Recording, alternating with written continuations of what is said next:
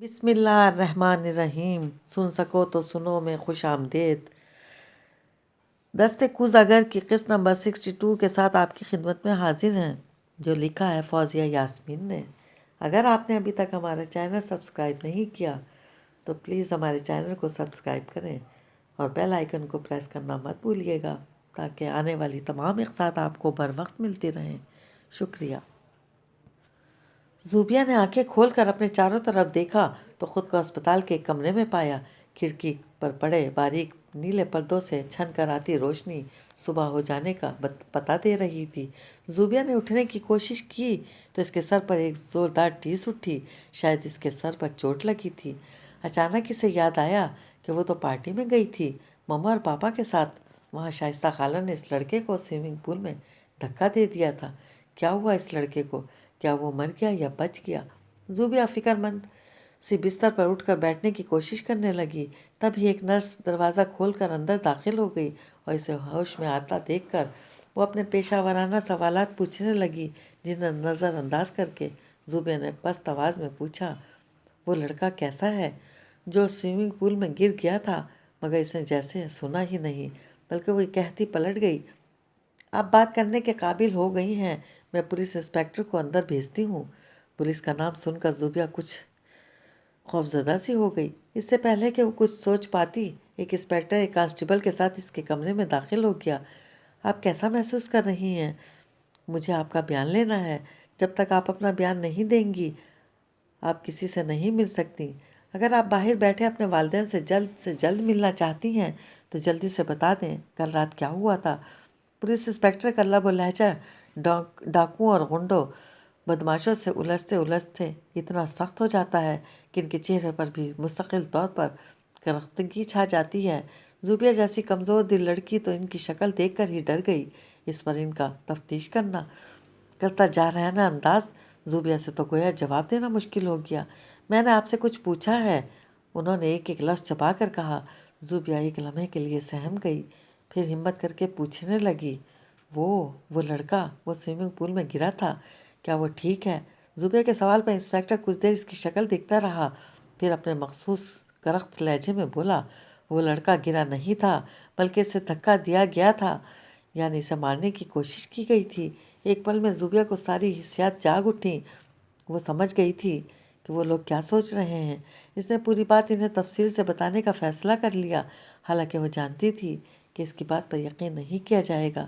پھر بھی وہ شائستہ خالہ کے متعلق بتانے لگی، آپ کا مطلب ہے ایک روح نے اس لڑکے کو مارنے کی کوشش کی اور آپ اسے بچانے کود گئیں، حالانکہ آپ کو تیرنا بھی نہیں آتا؟ انسپکٹر تنزیہ بولا۔ جی، زوبیہ نے آہستگی سے کہا۔ تو پھر آپ کے سر پر یہ چوٹ کیسے لگی؟ زوبیہ نے چونک کر اپنے سر کے پچھلے حصے پہ ہاتھ رکھا جہاں پٹی بندھی تھی۔ پتہ نہیں، پانی میں گرنے کے کچھ دیر بعد میں بے ہوش ہو گئی تھی۔ دراصل وہ سب اتنا اچانک ہوا کہ میں کچھ سوچ نہ سکی اور مجھے یہ خیال بھی نہیں آیا کہ میں تیرنا نہیں جانتی۔ لیکن آپ یہ کیوں نہیں بتاتے کہ وہ زندہ ہے یا نہیں؟ زوبیہ کے اضطرابی انداز میں جھنجھلاہٹ شامل ہو گئی۔ آپ کی بدقسمتی سے وہ لڑکا زندہ ہے اور اس نے اپنا بیان بھی دے دیا ہے، انسپکٹر نے طنزیہ انداز میں کہا اور زوبیہ کو سوالیہ انداز میں خود کو دیکھتا پا کر وضاحت کرنے لگا، اس کا کہنا ہے کہ آپ اسے سوئمنگ پول میں دھکا دیا تھا اور جب وہ تیر کر اوپر آنے لگا تو آپ خود بھی سوئمنگ پول میں کود گئیں۔ آپ کو تیرنا نہیں آتا تھا اس لیے آپ ڈوبتی چلی گئیں، مگر آپ نے ڈوبتے وقت بھی اس لڑکے کا پاؤں پکڑ لیا تاکہ وہ بھی آپ کے ساتھ پانی کی تہہ میں دم توڑ دے۔ اس نے جب اپنا پیر چھڑوانے کی کوشش کی تب آپ کا سر دیوار سے ٹکرایا اور آپ چوٹ لگنے کی وجہ سے اور سانسیں رکنے کی وجہ سے بے دم ہو گئیں۔ اس کے پاؤں پر آپ کی گرفت ڈھیلی پڑی تو وہ فوراً باہر آ گیا۔ زوبیہ شدت سے انسپکٹر کو دیکھتی رہی۔ اس کی سمجھ میں نہیں آ رہا تھا اسے کیا کہنا چاہیے۔ آخر کافی دیر بعد وہ بلال اختر اور عائشہ اختر سے ملنے میں کامیاب ہوئی تو اس کے رہے سہے حوصلے بھی جواب دے گئے۔ بلال اختر تو اس قدر غصے میں تھے کہ زوبیہ ان کے سامنے کچھ بول ہی نہ سکی، جبکہ عائشہ اختر خاموشی سے ٹیشو سے آنکھوں کے بار بار نم ہوتے کنارے پوچھے جا رہی تھیں۔ انہیں اندازہ ہے تم کتنی بری طرح پھنس گئی ہو۔ اتنی مشکلوں سے میں نے تمہیں رخسار والے کیس سے بچایا تھا اور اب پھر تم نے ایک شخص کو جان سے مارنے کی کوشش کی۔ اور اس بار جس لڑکے کو تم نے اپنے دماغی فطور کا نشانہ بنایا ہے وہ کسی معمولی آدمی کا بیٹا نہیں ہے، وہ تمہیں اتنی آسانی سے معاف نہیں کرے گا۔ تم پر اب قتل کا مقدمہ بنے گا، تمہارے سر کی چوٹ ٹھیک ہونے تک تمہیں اسپتال میں رکھا جائے گا، اس کے بعد تمہیں جیل بھیج دیا جائے گا۔ بلال اختر بولتے بولتے کانپنے لگے۔ زوبیہ نے پہلی بار ان کی آنکھوں میں آنسو دیکھے تھے، وہ گمسم سی انہیں دیکھے گئی۔ عائشہ اختر کی اپنی حالت غیر ہو رہی تھی، مگر زوبیہ کا زرد ہوتا چہرہ دیکھ کر وہ اپنی پریشانی پر قابو پاتے ہوئے اسے دلاسا دینے لگی۔ دیکھو بیٹا، ہم یہ نہیں کہہ رہے کہ تم جھوٹ بول رہی ہو، مگر تمہاری بات ناقابل یقین ہے۔ وہاں تمہارے علاوہ بھی لوگ موجود تھے، انہوں نے خود تمہیں اس لڑکے کو دھکا دیتے دیکھا ہے۔ یہاں تک کہ عائشہ اختر کچھ کہتے کہتے رک گئیں۔ زوبیہ چونک کر انہیں دیکھنے لگی۔ ان کے چہرے سے ایسا لگ رہا تھا جیسے اگلی بات کہنے کے لیے خود انہیں بھی بہت ہمت کرنی پڑ رہی ہو۔ وہ لڑکا خرم، اس نے بھی تمہارے خلاف بیان دیا ہے؟ زوبیہ کی آنکھیں حیرت کی زیادتی سے پھیلتی چلی گئیں۔ وہ منہ کھولے انہیں دیکھ رہی تھی جو کہہ رہی تھی سوئمنگ پول میں تمہیں بچانے کے لیے وہی کودا تھا۔ تم اس لڑکے کا پاؤں مضبوطی سے پکڑ کے بیٹھی تھی جیسے اسے مار دینا چاہتی ہو، بھلے خود تمہیں کیوں نہ مرنا پڑے۔ زوبیہ کو حیران سے گنگ دیکھ کر بلال اختر بھی چبا چبا کر کہنے لگے، اس کا کہنا ہے تمہاری باڈی لینگویج سے ایسا بالکل نہیں لگ رہا تھا کہ تم سوئمنگ نہیں جانتی، اور اس گھبراہٹ یا وحشت میں تم نے اس کے پاؤں کو پکڑ لیا ہے، بلکہ تمہارا انداز ایسا تھا کہ جیسے تم اس کے مرنے کا انتظار میں بیٹھی ہو، جب اس کا سانس رک جائے گا تب اوپر آ جاؤ گی۔ بلال اختر کی حالت عجیب ہو رہی تھی، کبھی انہیں سخت غصہ آ رہا تھا تو کبھی ان کا لہجہ غم سے چور ہو رہا تھا۔ زوبیہ کو ششدر دیکھ کر وہ یاسیت بھرے لہجے میں کہنے لگے، کتنا میں نے چاہا کہ تمہارا یہ پاگل پن دنیا سے مخفی رہے، لیکن تمہاری حرکتیں بڑھتی ہی چلی گئیں۔ پہلے یہ تم نے اپنے پاگل پن کو جی بھر کر اچھالا، اور اب میرے پورے سرکل میں تمہاری نفسیاتی بیماری ڈسکس کی جائے گی۔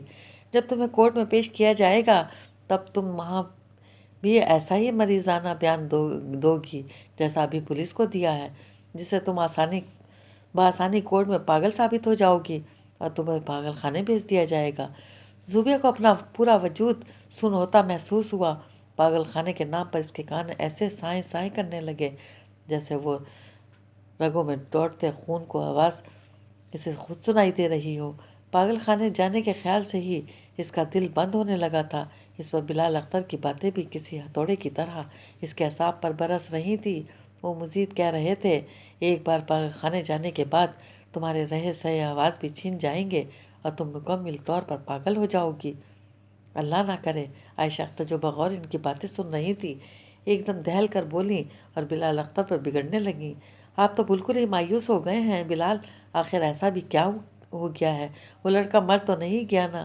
اتنے بڑے بڑے وکیل آپ کے دوست ہیں، وہ اس واقعے کو ایک حادثہ ثابت کر دیں گے، کچھ نہیں ہوگا ہماری بیٹی کو، کوئی سے پاگل خانے نہیں بھیج سکتا۔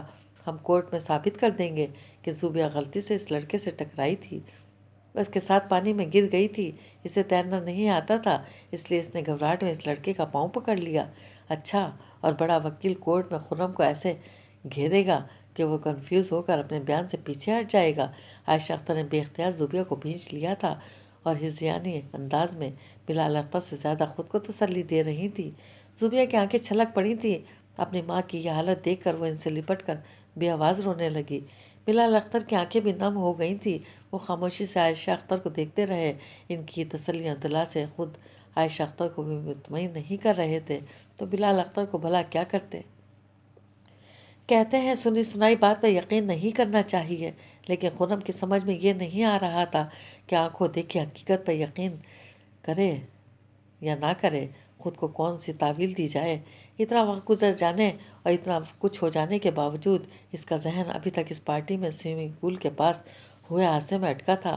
اپنے ڈیڈی اور ممی کے ساتھ زوبیہ کے والدین کو کھڑا دیکھ کر وہ اتنا بیزار ہوا تھا کہ پارٹی ہال سے باہر نکل کر سوئمنگ پول والے ایریے میں آ بیٹھا تھا۔ ٹیبل پر دونوں پاؤں رکھے وہ اپنا ذہن بٹانے کی کوشش کر رہا تھا جب زوبیہ کو وہاں آتا دیکھ کر وہ کچھ چھٹک گیا۔ پہلے تو وہ یہی سمجھا کہ وہ اسے تلاش کرتی ہوئی یا یہاں آئی ہے، مگر اس کے ایک ہی جگہ آ کر کھڑے رہنے پر خرم کو ہوا کہ وہ بھی پارٹی سے فرار حاصل کر کے یہاں آئی ہے۔ وہ سوئمنگ پول کے پانی کو بڑے سکون انداز میں دیکھ رہا تھا جیسے وہ بھی جو بھی جنگ اس کے دماغ میں چل رہی ہے وہ آ کر ختم ہو گئی ہے۔ لیکن اس کے چہرے پر پھیلا اطمینان بہت جلد اضطراب میں تبدیل ہو گیا۔ وہ سوئمنگ پول کے دوسری جانب دیکھتے ہوئے بری طرح ہراساں ہو گئی تھی۔ خرم نے اس کی نظروں کے تعاقب میں دیکھا تو سامنے حمید کو کسی کے موبائل پر ہم کلام دیکھ کر خرم ایک دم سیدھا ہو بیٹھا۔ زوبیہ حمید کو ہی دیکھ رہی تھی اور اسے ہی دیکھ کر خوف زدہ ہوئی تھی، مگر پھر ایک عجیب بات ہوئی۔ بجائے اس کے کہ زوبیہ اسے دیکھ کر خوف زدہ انداز میں چیختی، وہ اس کی طرف دوڑ پڑی۔ خرم بے ساختہ اپنی جگہ سے اٹھ کھڑا ہوا۔ زوبیہ حمید کے پیچھے آ کر ایک دم رک گئی۔ اس کے چہرے پر بڑے عجیب سے تاثرات تھے۔ وہ حمید کی پشت کو ایسے گھور رہی تھی جیسے وہ اپنے سامنے کے منظر کو نہیں بلکہ ذہن کے پردے پر چلتی کسی اور فلم کو دیکھ رہی ہو۔ خرم سانس روکے زوبیہ کے سپاٹ چہرے کو دیکھ رہا تھا کہ اگلا پل اس کا دل دہل گیا۔ زوبیہ نے دونوں ہاتھ اٹھا کر حمید کو پانی میں دھکا دے دیا۔ حمید اس افتادات پر بالکل بھی سنبھل نہیں سکا۔ وہ فون پر بات کرتے میں ہی پانی میں جا گرا۔ خرم بے اختیار حمید کی طرف دوڑا۔ تب تک زوبیہ بھی اس کے پیچھے پانی میں کود چکی تھی۔ خرم نے آؤ دیکھا نہ تاؤ وہ خود بھی سوئمنگ پول میں کود گیا، لیکن ہر اگلا منظر پچھلے منظر کے مقابلے میں اسے مزید حیران کر رہا تھا۔ اندر سوئمنگ پول کی جھلملاتی روشنی میں زوبیہ حمید کا پاؤں پکڑے زمین پر بیٹھی تھی اور حمید جان توڑ کوشش کر کے پانی سے باہر آنے کی کوشش کر رہا تھا تاکہ اوپر آ کر سانس لے سکے، مگر زوبیہ اسے اتنی مہلت دینے کے لیے بھی تیار نہیں تھی۔ وہ پرسکون چہرے کے ساتھ حمید کو تڑپتا دیکھ رہی تھی کہ اس کا سانس رک جائے اور وہ مر جائے، مگر تب ہی مزاحمت کرتے حمید نے اپنا پاؤں چھڑوا لیا اور وہ جھٹکا لگنے کی وجہ سے دیوار سے جا ٹکرائی۔ خرم اس وقت اسے پکڑ کر جیسے تیسے اوپر لے آیا، مگر تب سے اب تک اس کا ذہن بالکل معاف ہو رہا تھا۔ اسے خود پر حیرانی ہو رہی تھی۔ وہ زوبیہ سے ملنے سے پہلے اس کی ذہنی بیماری کے متعلق جانتا تھا، پھر بھی اس نے زوبیہ کی بکواس پر توجہ دی اور اتنی دی کہ جا کے اس کے ساتھ حمید کے فارم ہاؤس پر ایک گھڑا بھی کھود آیا تھا۔ وہ کیوں ایک پاگل لڑکی کی بڑبڑ کو اتنی اہمیت دیتا رہا؟ وہ جو کچھ پارٹی میں ہوا، اگر وہ سب خرم نہ دیکھتا تو شاید خالہ کی روح اور حمید کے متعلق کہی زوبیہ کی باتوں کا پس منظر تلاش کرنے میں آج بھی سرگرداں ہوتا۔ بے شک ان سب باتوں کی ایک وجہ یہ بھی تھی کہ وہ اپنے کیے پر شرمندہ تھا۔ زوبیہ کو اپنے ساتھ یونیورسٹی لے جانے پر اسے شدید پچھتاوا تھا، مگر اس کا یہ مطلب ہرگز نہیں تھا کہ وہ حمید کے فارم ہاؤس پر جا کر کسی کی خبر تلاش کرتا شروع کر دے۔ وکی کے گھر پارٹی میں آنے کے باوجود اسے یہ نہیں پتا تھا کہ پہلے ان کے گھر منعقد ہونے والی کسی تقریب میں وہ شامل ہوئی ہے یا نہیں۔ بالکل ایسے ہی وہ حمید کے فارم ہاؤس پر بھی کبھی گئی ہوگی، مگر اسے یاد ہی نہیں ہوگا کہ اس نے یہ جگہ کبھی دیکھی ہے یا نہیں۔ بس ایک نقشہ اس کے ذہن میں تھا جو اس نے خرم کے سامنے کھینچ دیا، اور خرم ایک بات کے پیچھے اتنی دور چلا گیا۔ یقیناً وہ سوچ رہا تھا، اتنا ہی اسے پچھتاوا ہو رہا تھا۔ اس نے حماقت کی حد کر دی تھی۔ تبھی جب پولیس نے اس کا بیان لیا تو اس نے ایک لفظ بھی جھوٹ بولنا گوارا نہیں کیا اور من و عن سچ کی بیان کر دیا، حالانکہ اسے اچھی طرح علم تھا کہ اس کی یہ گواہی زوبیہ کے خلاف ہو جائے گی، اسے جیل ہو سکتی ہے، مگر وہ جھوٹ بول کر ایک ایسی مریضہ کو نہیں بچا سکتا تھا جس کا آزادانہ گھومنا لوگوں کے لیے خطرناک ہو اور جو اپنے خیالی تراشے پیکر کے باعث کبھی بھی کسی پر حملہ کر سکتی ہے۔ اس کی باتوں پر بھروسہ کر کے جتنی بیوقوفی کا وہ ثبوت دے چکا تھا، اس کے بعد اب مزید کسی احمقانہ فعل کی کوئی گنجائش نہیں تھی۔ اس لیے اسے اس بات کی بھی فکر نہیں ہوئی کہ حمید پر ہوئے حملے کی خبر اخبار کی سرخیوں میں بھی شامل ہوگی، اور وکی کے گھر کی پارٹی میں یونیورسٹی کے جو دوسرے لوگ موجود تھے انہوں نے پورا واقعہ خود فوراً ہی یونیورسٹی میں بھی نشر کر دیا۔ یونیورسٹی میں یہ خبر کسی دھماکے سے کم نہیں تھی، یعنی کہ خرم کی گرل فرینڈ، ان سب کو نظر میں وہ خرم کی گرل فرینڈ ہی تھی، نے خرم کے دوست پر جان لیوا حملہ کیا جس پر خرم نے اسے بچایا۔ ڈی آئی جی صاحب نے تو یہ وقت موقع کی مناسبت کو بھانپ لیا اور جلد از جلد زوبیہ کو منظر سے ہٹا دینا چاہتے تھے۔ بلال اختر نے بھی ایمبولینس کا انتظار کرنے کے بجائے اسے گاڑی میں ہسپتال لے جانا بہتر سمجھا، مگر حمید کے والدین نے وہاں ایک واویلا مچا دیا تھا۔ حالانکہ حمید دو چار گہرے سانس کھینچ کر بہتر بھی ہو گیا تھا، مگر جو ہوا تھا وہ اتنا معمولی واقعہ نہیں تھا کہ حالات بھی فوراً قابو میں آ جاتے۔ سبھی اس اچانک افتادات پر بوکھلا گئے تھے، اور اسی بوکھلاہٹ میں ہارون نے بین کرتی حمید کی والدہ کے سامنے غلطی سے کہہ دیا کہ زوبیہ نے جان بوجھ کر یہ سب نہیں کیا، وہ ایک ذہنی مریضہ ہے۔ بس پھر کیا تھا؟ حمید کے والد تو اس کے پیچھے لگ گئے کہ وہ یہ کیسے جانتا ہے۔ تب ہارون کو مجبوراً خرم کا نام لینا پڑا۔ خرم نے کوشش تو بہت کی یہ چھپانے کی، مگر زوبیہ حمید کو اپنی شائستہ خالہ کی موت کا ذمہ دار سمجھتی ہے، مگر تیر کمان سے نکل چکا تھا۔ خرم کو ٹال مٹول کرتا دیکھ کر انہوں نے نادی سے مدد طلب کی، اور نادی نے انہیں سب سچ سچ بتا دیا۔ زوبیہ کا پاگل پن اور یہ کہ حمید کو دیکھ کر یونیورسٹی میں بے ہوش ہو جانا، اس نے سب ایک ہی سانس میں کہہ دیا۔ پھر تو جیسے حمید کے والدین کو پتنگے لگ گئے۔ عائشہ اختر اور بلال اختر تب تک وہاں سے جا چکے تھے، انہیں ساری گفتگو کا علم نہیں تھا، لیکن حمید کے والدین کا بس نہیں چل رہا تھا کہ ابھی اور اسی وقت ان دونوں کا گریبان پکڑ کر ان سے پوچھیں کہ جب ان کی بیٹی اتنی خطرناک پاگل ہے تو وہ اسے لے کر اس طرح محفلوں میں کیوں آتے ہیں، کیوں وہ دوسروں کی زندگیوں کو خطرے میں ڈالتے ہیں، وغیرہ۔ یہ سارا ہنگامہ وکی اور حمید کے سامنے ہوا تھا۔ وہ دونوں ہی کافی پریشان تھے۔ سب یونیورسٹی میں نشر کرنے کے لیے اس پر وکی کے کچھ کزنز یونیورسٹی میں پڑھتے تھے۔ پوری کہانی مرچ مسالے کے ساتھ یونیورسٹی میں پھیلانے کی مہم بھی لگ گئی۔ خرم سے متعلق کوئی خبر اتنی تیزی سے مشہور ہوتی ہے، یہ کسی کے لیے بھی نئی بات نہیں تھی، اور یہاں تو خیر بھی تھی جو سب کو متجسس کر دے۔ نمل اور سنبل تک جب یہ بات پہنچی تو دونوں بس ایک دوسرے کو دیکھتی رہ گئیں۔ مقبر کے سامنے ان دونوں نے اپنی رائے سے گریز کیا، کیونکہ نمل کے تبصرے بھی اسی تیزی سے یونیورسٹی میں گردش کرتے جتنا تہلکہ یہ خبر مچا رہی تھی۔ البتہ تنہائی ملنے پر نمل کہے بغیر نہ رہ سکی۔ پتہ نہیں یہ سب خرم کا کیا دھرا ہے، یا واقعی یہ سب زوبیہ نے اپنے نفسیاتی بیماری کے سبب کیا ہے۔ خرم کا اس معاملے میں کیا ہاتھ ہو سکتا ہے؟ نمل نے حیرانی سے نمل کو دیکھا تو نمل کہنے لگی، یار دیکھو نا، جب زوبیہ اسکول میں ہوا کرتی تھی تب تو وہ اتنی خطرناک پاگل نہیں تھی کہ کسی پر جان لیوا حملہ کر دے۔ یہ بھی تو ہو سکتا ہے وقت کے ساتھ ساتھ اس کی بیماری بڑھ گئی ہو۔ ایسا ہوتا ہے کہ جب ان پر دوسری شخصیت حاوی ہونے لگتی ہیں تب وہ اپنا آپ بھول جاتے ہیں۔ پھر ایک وقت ایسا بھی آتا ہے کہ جب وہ دوسری شخصیت ان پر ہر وقت سوار رہنے لگتی ہے۔ اسکول کے زمانے میں اس پر 2 سے زیادہ وقفے سے پڑھتے ہوں گے۔ اب وقت گزرنے کے ساتھ دوروں کا دورانیہ بڑھتا جا رہا ہوگا۔ ہر بات کے پیچھے خرم کو ذمہ دار سمجھنا تو کچھ مناسب نہیں۔ سنبل بڑے سلجھے ہوئے لہجے میں کہہ رہی تھی۔ تبھی نمل بھی صفائی دینے لگی، میں ہر بات کے پیچھے اسے کوئی زبردستی ذمہ دار نہیں سمجھتی، بلکہ حالات ایسے ہوتے ہیں کہ ہر جگہ اسی کا قصور نظر آنے لگتا ہے۔ اب دیکھو نا، زوبیہ کو اس نے مجھے جلانے کے لیے گرل فرینڈ ظاہر کیا تھا، میں تو جلی نہیں، ہو سکتا ہے زوبیہ اس کے گلے پڑنے لگی ہو تو خرم نے اس سے پیچھا چھڑانے کے لیے ایک نیا ڈرامہ رچایا ہو۔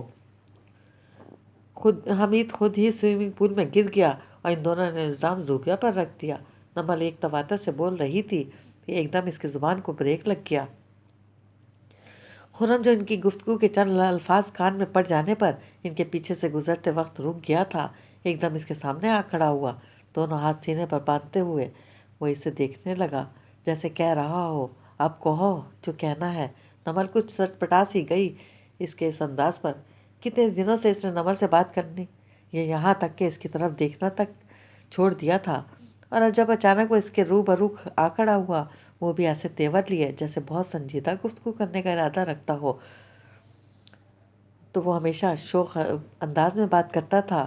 سوئمنگ پول میں گرنے کے بعد زوبیہ کے سر پر چوٹ لگی تھی، جس کے باعث پچھلے 3 دنوں سے اسپتال میں ہے۔ یہ چوٹ ٹھیک ہونے کے بعد وہ گھر جائے گی، پاگل خانے جائے گی یا جیل جائے گی، کسی کو کچھ نہیں پتا ہے۔ کیا کسی لڑکی سے پیچھا چھڑانے کے لیے میں اتنی بڑی سازش کروں گا؟ خرم ایک ایک لفظ پر زور دیتے ہوئے سرد سے لہجے میں پوچھنے لگا۔ پہلی بار نمل کو احساس ہوا اس کی شوخی کا دو بدو جواب دینا زیادہ آسان تھا، یہ نسبتاً اس کے سپاٹ رویے کے۔ لیکن وہ منتظر نظروں سے اسے دیکھ رہا تھا۔ تبھی نمل کو جواب نہ معلوم ہونے پر بھی اس کے سامنے اعتراف کرنا پڑا، کیونکہ انکار کرنے کا مطلب تو یہ تھا کہ کہ وہ اس پر اپنا بھروسہ ظاہر کر رہی ہے، جبکہ سچ یہ تھا کہ وہ کچھ تعامل کا شکار ہو گئی تھی، لیکن اپنی کشمکش پوشیدہ رکھتے ہوئے وہ خود اعتماد نظر آنا چاہتی تھی، اس لیے بڑے یقین سے بولی، ہاں کر سکتے ہو، محض اتنی بڑی سازش ہی نہیں، تم اپنی خواہش پوری کرنے کے لیے کچھ بھی کر سکتے ہو، اس سے بڑی کوئی سازش بھی۔ سنبل نے اپنی مسکراہٹ کو روکنے کے لیے اپنا نچلا ہونٹ دانتوں تلے دبا لیا۔ وہ جانتی تھی نمل یہ صرف خرم کو تپانے کے لیے کہہ رہی ہے، ورنہ واقعی وہ اتنی جارحانہ سوچ کی مالک ہرگز نہیں تھی، بلکہ جس معاملے کا پتہ نہ ہو اس میں اپنی رائے ظاہر کرنا نمل کی عادت نہیں تھی۔ کسی حادثے پر کا اندازہ لگانا ایک الگ بات ہے اور ان اندازوں پر اٹے رہنا، ان کے 100% درست ہونے پر بس ضد رہنا ایک الگ بات۔ مگر خنم کی اس کی سوچ کے متعلق بھلا کیا علم ہو، وہ تو نمل کے جواب پر سلگ کر رہ گیا۔ مجال ہے جو کبھی اس لڑکی نے سیدھی بات کی ہو۔ جب سے وہ نمل سے ملا تھا پہلے دن سے ان کا یہی اختلاف چل رہا تھا۔ جب پیلس ہوٹل میں وہ اس کی ٹیبل پر اس کی مدد کرنے اور اس کا بل پے کرنے آیا تھا، تب بھی اگر وہ اس پر ہونے کے باوجود خاموشی سے اس کے پیسے لے لیتی اور معاملے کو رفع دفع کر دیتی تو آج وہ اسے نیچے دکھانے کی کوشش میں ایک نفسیاتی مریضہ کو یوں سکینڈلائز نہ کرتا اور نہ ہی ضمیر کی ملامت کا سامنا کرنا پڑتا۔ مگر تب سے آج تک نمل نے کبھی بات ختم کرنے کے لیے مصالحتاً بھی جھوٹ نہیں بولا تھا اور اس کا کہا سچ خرم کو تپا کر رکھ دیتا تھا۔ ابھی بھی وہ دانت پر دانت جمائے اسے دیکھ رہا تھا اور وہ لاپرواہی سے کہتے ہوئے کترا کر نکل گئی، اگر تم خود کو بہتر طریقے سے جانتے ہو تو تمہیں دوسروں سے اپنے بارے میں رائے لینے کی ضرورت نہیں۔